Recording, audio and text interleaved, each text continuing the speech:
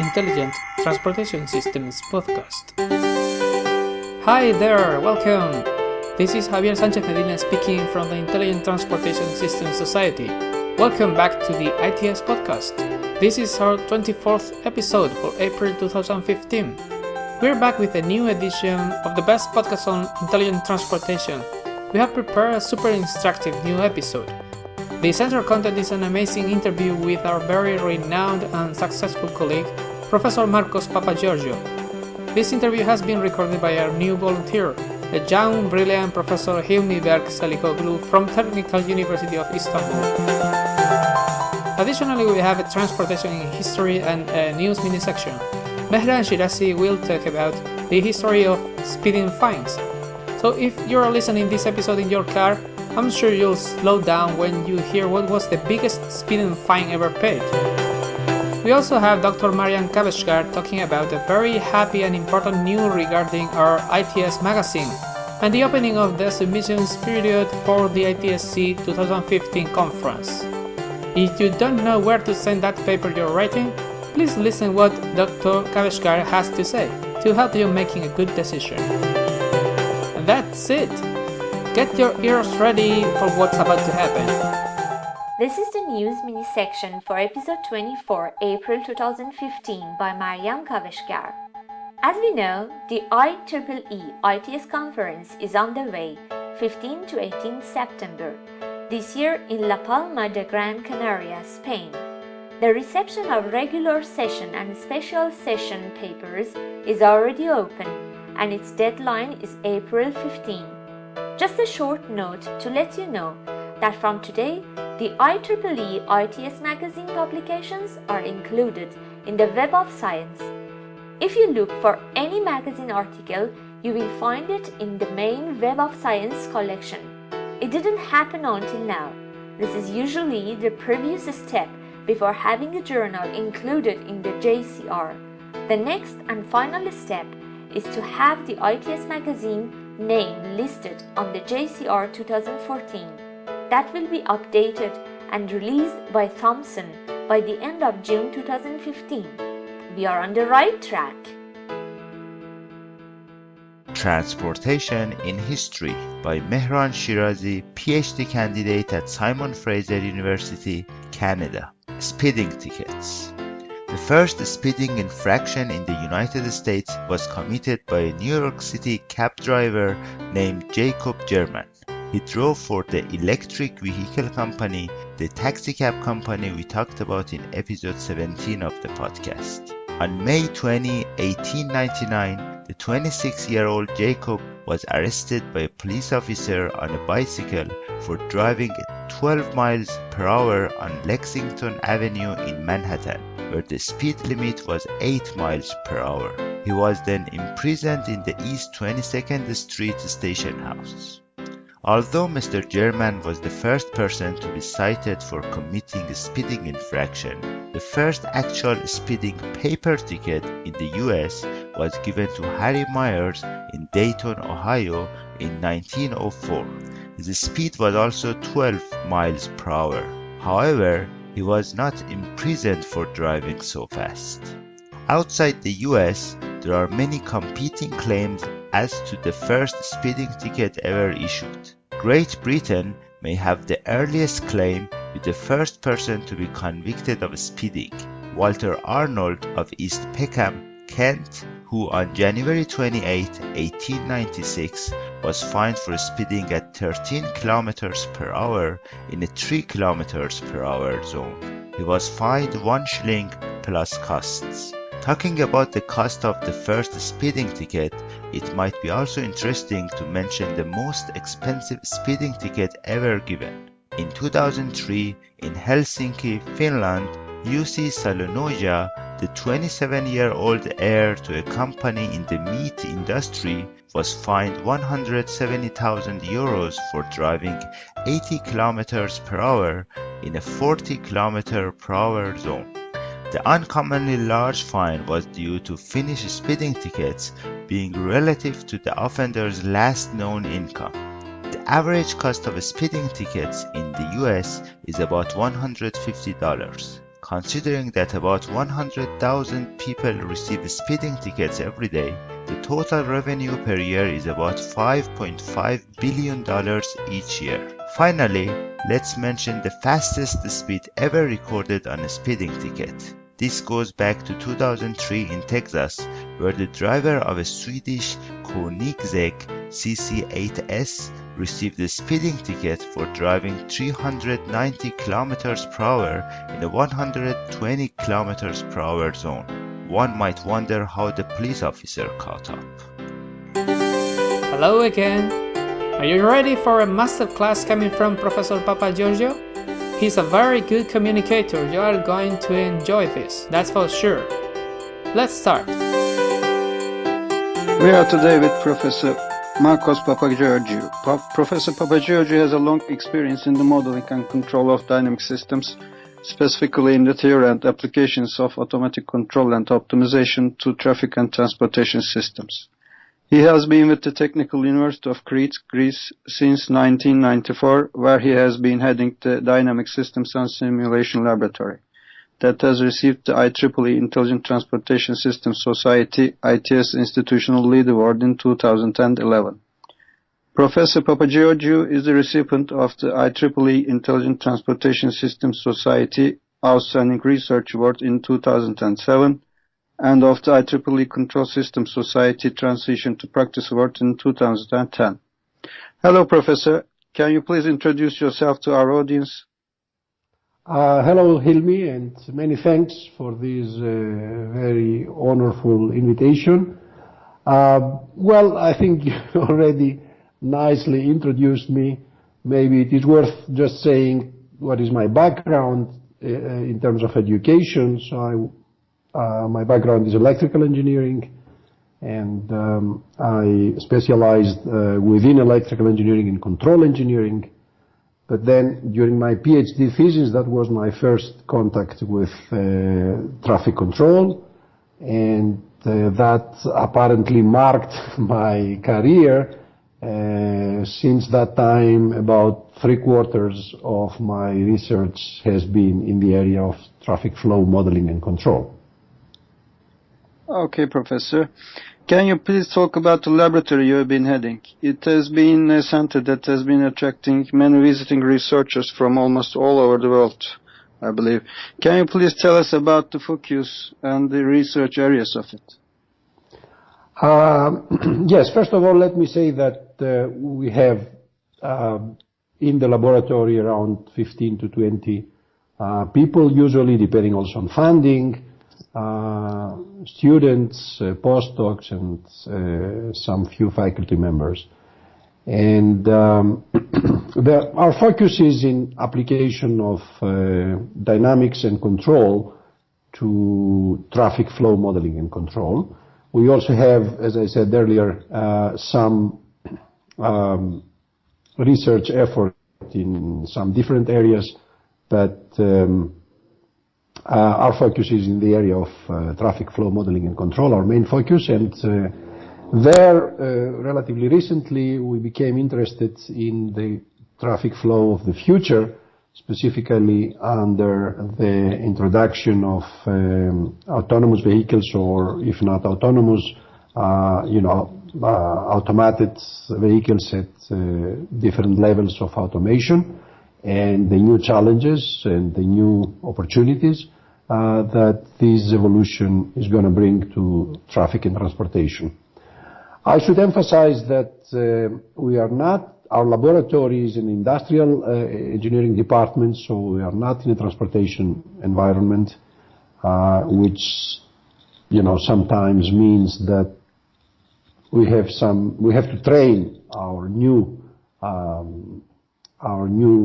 researchers because they don't know about transportation in many cases when they come to us. But okay, I mean, if you got a good education in dynamics, control, or optimization, that's a good basis then to get involved also in traffic flow and control research. Thank you. You have been one of the pioneering figures who has successfully studied the use of control theory in road traffic management. Publication of the book titled Applications of Automatic Control Concepts to Traffic Flow Modeling and Control that you authored dates back to 1980s. Can you please share with our listeners what the motivation for this book had been? That's a question, going back several decades. The story is that when I finished my PhD immediately after, there was a position at the Politecnico di Milano in Italy, a position for somebody who would go there as a visiting professor and hold a lecture. And I applied and was accepted there, so I stayed for a half year in Milan and taught traffic modeling and control to electrical engineering students. And as it was a condition in my contract that I would, at the end of the course, write down the course, notes and as a text.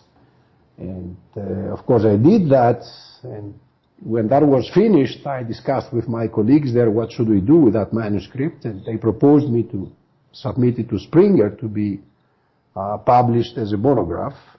And it was a good thing. It was an excellent thing for my career because that was an early period, for research, serious research in traffic flow modeling and control and for application of concepts coming from systems theory, from control theory. And so it was a very good move, which opened eventually a lot of doors that in my career, which I would not really expect because, many people around the world, a lot of people in the United States particularly, but also in Europe and elsewhere, they just,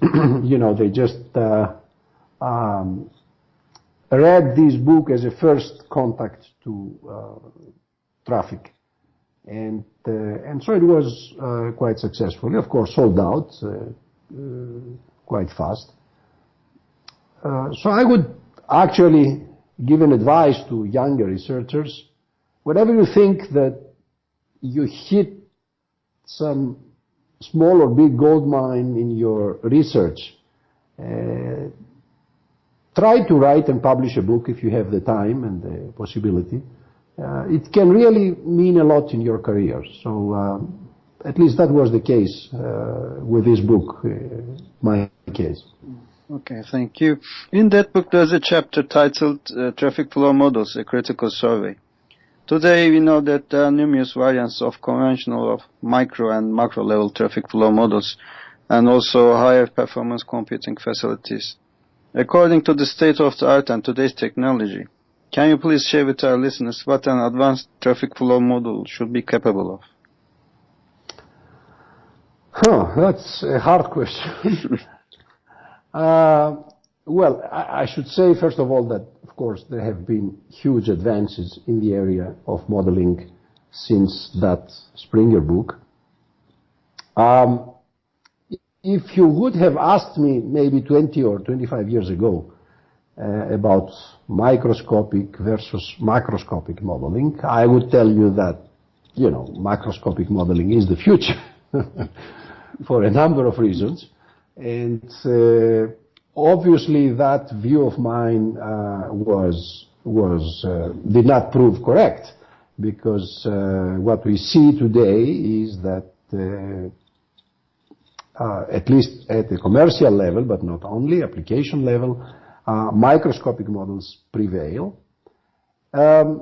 Nevertheless, I believe that there are good reasons why one should also use macroscopic traffic flow models. As a matter of fact, I believe models are tools, and as engineers, we need to take the right tool for the right job.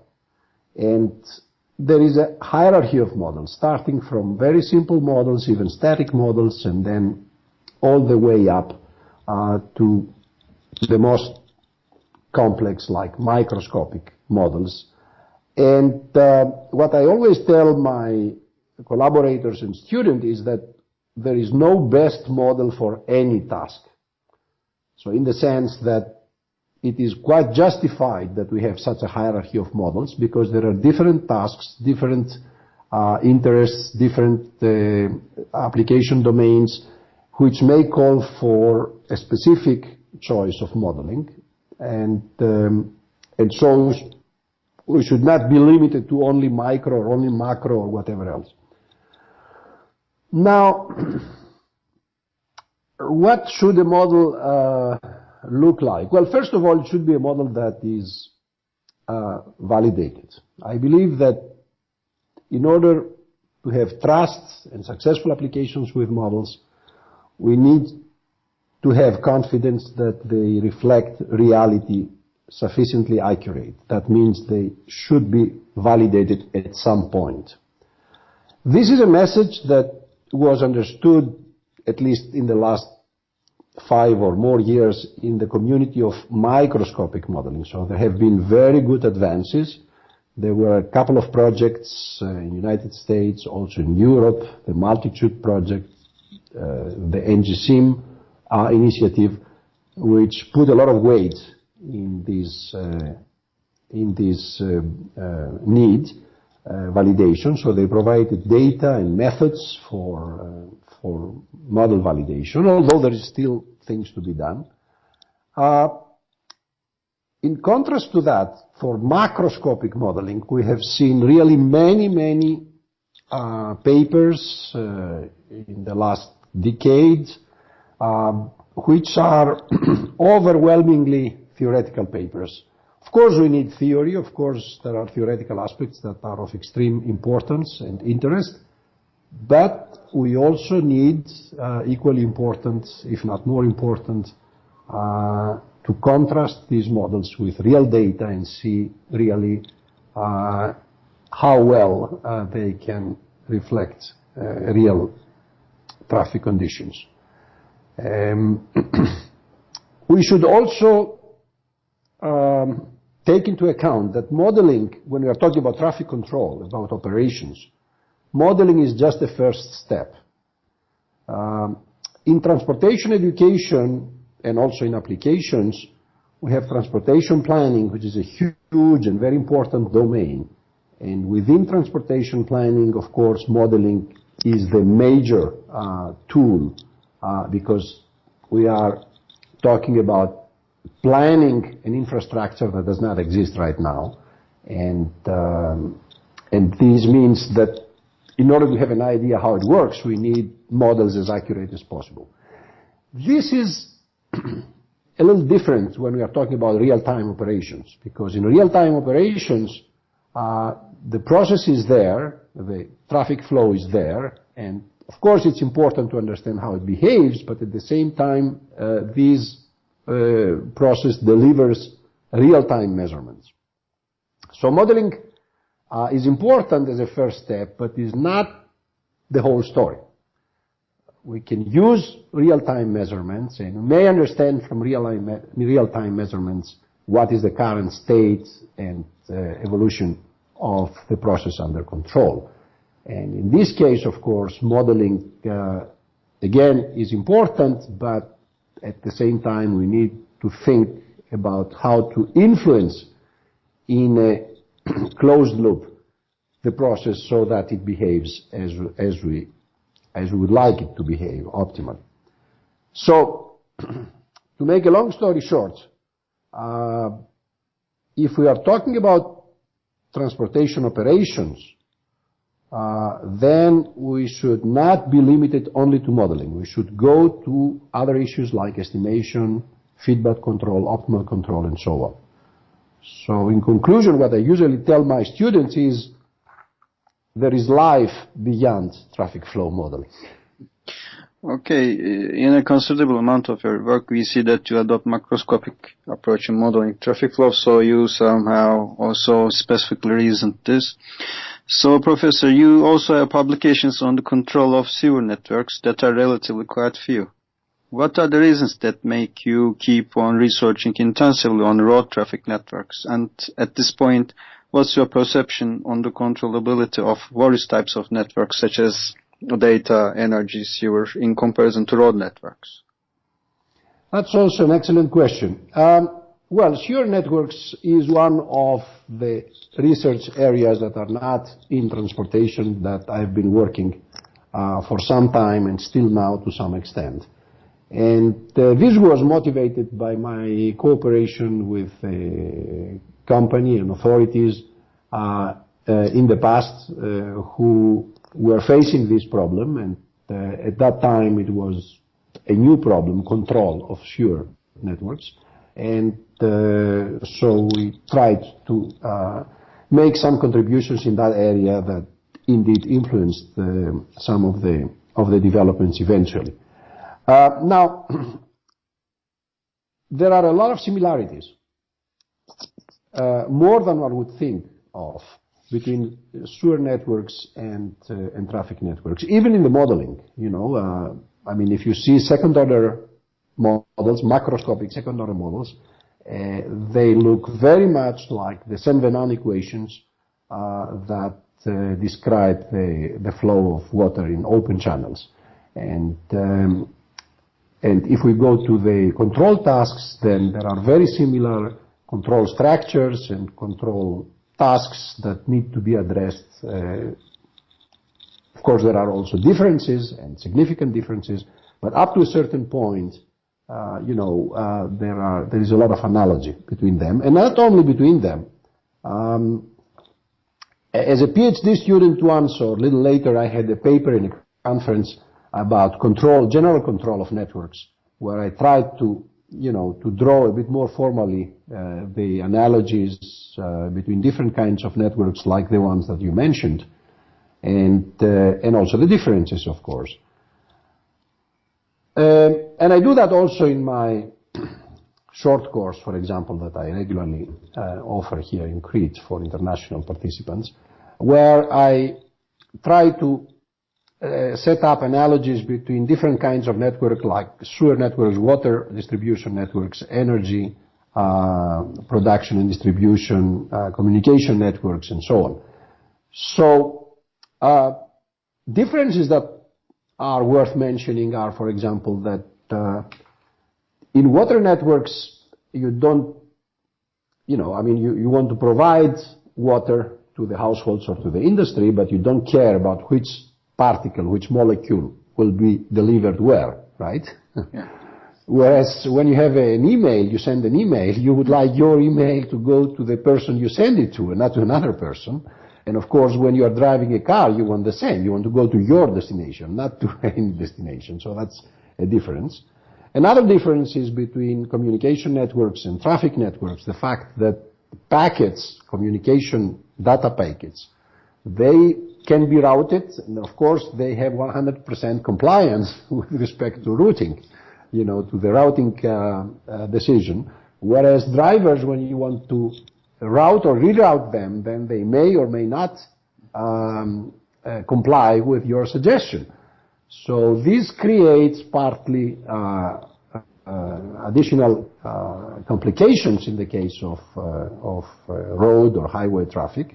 But there are, of course, also other things that are easier.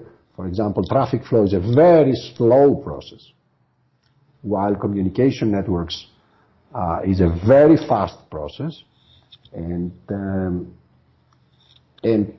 for this reason, in communication networks, we cannot have any control center. We need decentralized solutions because messages, measurements or control decisions, they are themselves data packets. So they would go with the other packet. It's like you have a control center and it receives with cars the measurements and it sends them to the specific locations again with cars, which would be, of course, too late.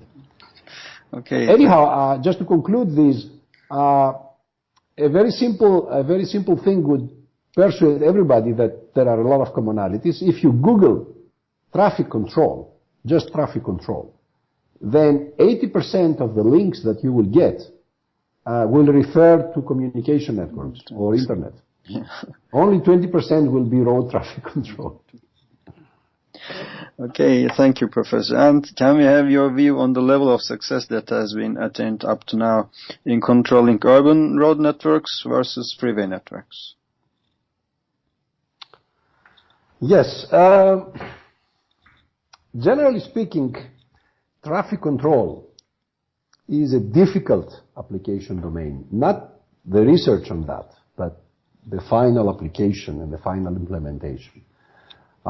I can only guess, sometimes we discuss with colleagues about possible reasons why we have a lot of advancement, at least in some areas of traffic control, but much less implementations of efficient, intelligent, however you're going to call it, traffic control in practice.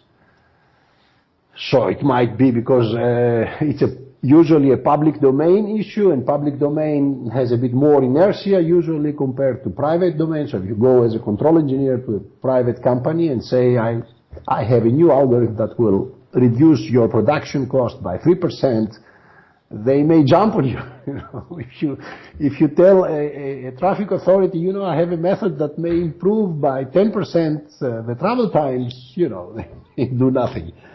Anyhow, my feeling is that urban traffic control is a bit more advanced in terms of implementations compared to freeway traffic control. And one reason for this might be that you already have a big part of the necessary infrastructure in terms of traffic lights, measurements, and so on.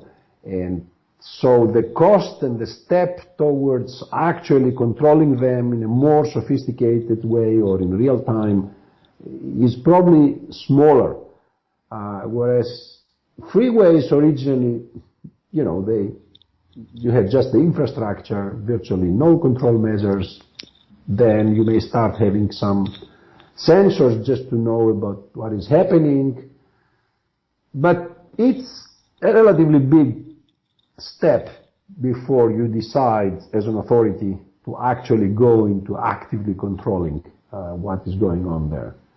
And this might to some extent explain the fact or the view of mine that urban traffic control is probably a bit more advanced in terms of real implementations and also in terms of improvements that have been brought than freeway traffic control. Okay, and now let's have a short break. Hi there! We are running a new contest to celebrate the second anniversary of the ITS podcast next May 2015. The follower that can get the largest amount of new followers to subscribe the ITS podcast email list will win an iPad to better enjoy our contents. How to contend? Well, you have to provide us with a list of the email addresses of the new followers attracted and the approximate date of their subscription. To be eligible, you have to attract at least 30 new subscribers. So, first step, go and find as many potential ITS podcast followers as you can. Second step, send them the email list subscription link you can find at ITSP.cicei.com, inviting them to subscribe. Very important note, when they use that link to intro their email addresses, they will have to confirm their intention to join our distribution list through a confirmation email they will receive in their inboxes. Unverified emails will not be counted as valid. Third and final step, when you know they have subscribed, send the email addresses and subscription date list to ITSPodcast@gmail.com. ITSPodcast@gmail.com. So please go and help us. You can win an iPad. Now let's get back to our today's interview. We are back with Professor Papageorgiou. In 2011, the IEEE Control System Society published a report summarizing the accomplishments of control technology and future opportunities for this field. In this report, the ramp metering coordination scheme HERO, employing an extended version of the feedback regulator Alinea that you have proposed, is also included as a success story. Can you please share with our listeners your view on the evolution of traffic responsive feedback control concept? Yes, I mean, first of all, let me say HERO is the most recent, perhaps, tool that we managed to actually have implemented in practice with success. But we have also developed previously a few tools that made it up to a certain point to practical implementation. I must say that in my research and also in our group's research, I'm always concerned with developing generic concepts that are practice relevant. And to be practice relevant, of course, they have to be as simple as possible, as complex as necessary, and they have to be transparent to the operations, and of course they have to be efficient. But I mentioned it first, but I need to explain it. Generic meaning we don't want to solve only specific problems of specific administration. So we want to develop tools that can be applied maybe not everywhere, but in a broad range of infrastructures, of similar infrastructures. And that was also what guided us when we developed HERO.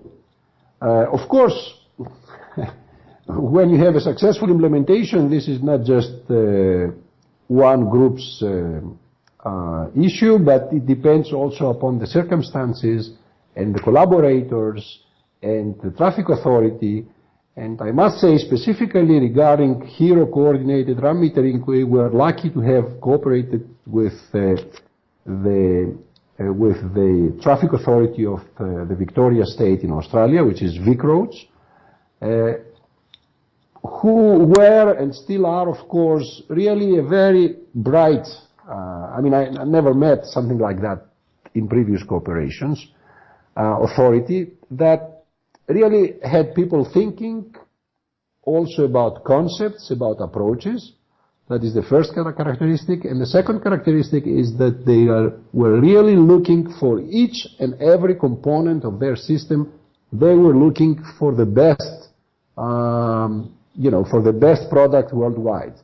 And this is not only with respect to the control strategy, which concerns us, but also with respect to the sensors, with respect to the communication system, with respect to the actuators, the variable message signs, and so on. So they were really very, very bright in trying just to get not what is next door or what other people or other authorities may have used, but really what they thought was the best. And so, and they created a small group there with quite deep understanding of what we were doing and dedicated to the success of the specific application. And so in this environment, the tool had an opportunity to really show all the potential benefits that otherwise might be hidden below, constraints and inconsistencies of the infrastructure and so on. So they helped a lot, and this was a major ingredient for the success of this system, which, by the way, is now, it has been already taken over by other authorities, and there are some more installations that are in the planning phase.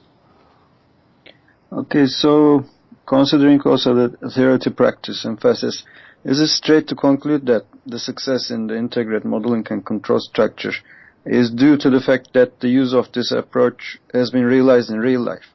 Can you please explain about the field implementations of HERO and the difficulties, if any, you have experienced in the process of transition from theory to practice?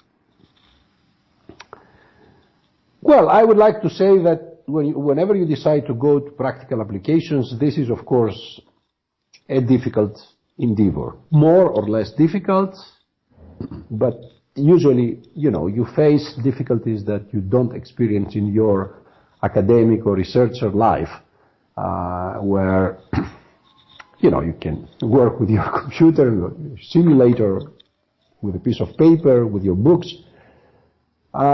So working in practice is always something that will create difficulties, hopefully not unsurmountable difficulties, but some difficulties that we have to face, and you have to be flexible and you have to be ready to address.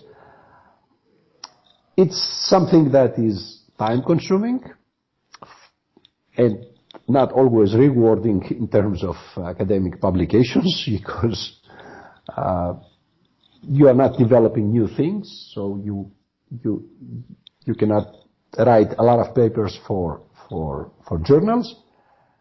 But I would really recommend every young researcher to try it out whenever he or she thinks that he has a system, developed a system, an algorithm, a tool, anything that would really be relevant for practical application. It's a very valuable endeavor, because you get a much deeper understanding of how things work in practice, also how traffic flow works in practice, and at the same time you discover new problems that should be addressed and which eventually may give rise to, new theories, new tools, and to addressing really relevant problems. Because we are engineers, and theoretically our work should be useful in practice. I'm not, of course, I'm not against theoretical work. That's necessary. Theory is a best basis for practical systems. But then, we should also turn at some point to that. Okay, at this point, what do you recommend to practitioners that are interested in implementing recent advances? Well, I suppose everybody will find his or her own way. If I have to give some recommendation, is that whenever you start a new endeavor, it's good to read the literature. I know this is very difficult by now because we have just a lot, maybe too much literature. We have too many papers. Until 20 years ago or more, when you wanted to enter a new domain, you would have, a few papers to read, but that was limited. Nowadays, to keep track with all the publications that are produced is a very difficult thing. Nevertheless, of course, we don't want to reinvent the wheel, so we need to go really and read the relevant literature, develop the skill to understand what is really good, what is perhaps less good, or what is, not very important. Try to understand the problem, try to classify approaches, and try to understand the essence of the problem that will be addressed. And as a consequence, to identify the gaps that may be there still, or the alternative areas that have not yet been explored. And once you reach there, the hard thing is to reach there, but once you reach there, once you have identified gaps or identified alternative approaches that have not been tried yet, then you have more than 50% the effort towards a new good contribution. Okay, thank you, Professor. Finally, what do you suggest our listeners, especially the young researchers that try to contribute to the state-of-the-art on modeling and control of traffic flow?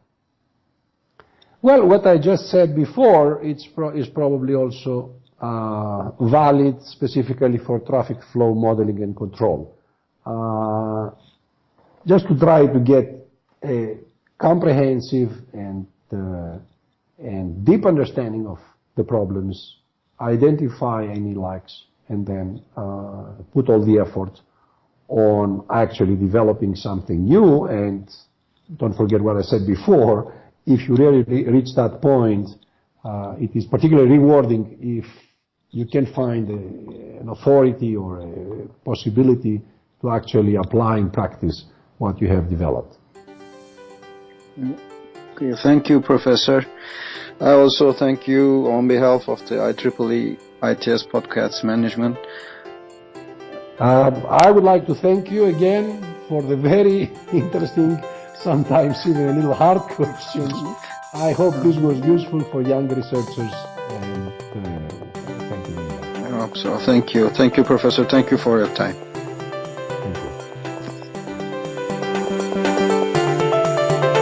Well, this is the end of today's episode, but we are already working on the next one, our second anniversary special episode.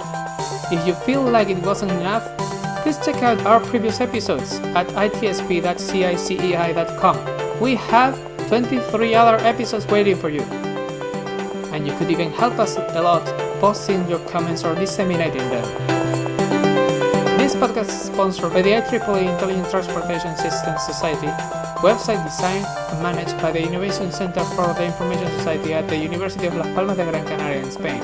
Soundtrack developed by Rubicon, language advisory by Manuel Arbedo and Professor Sean Williams from Clemson University, South Carolina. We'll be back soon bringing you again the cutting edge of science at the Intelligent Transportation Systems podcast. Thanks for listening and drive safe.